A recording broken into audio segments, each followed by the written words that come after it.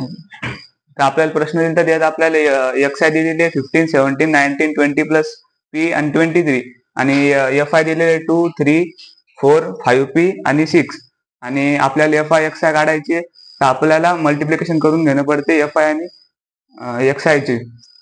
तर मग 15 into 2 30, 17 into 3 51, 19 into 4 76, 20 plus p into 5p equal to 100p plus 5p square आणि 23 into 6 138. आणि आपल्याला एफ आय जर काढायचे असेल तर ह्याची सगळ्याची सम करणं लागते.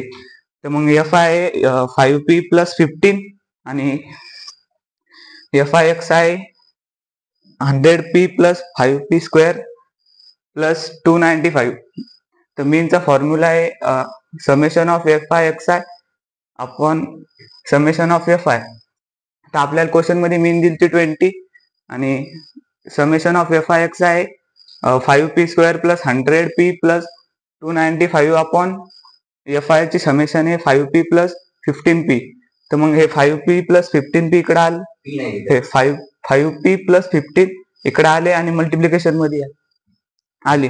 तर मग 20 bracket 5p plus 15p equal 15 equal to 5p square plus 100p plus 295.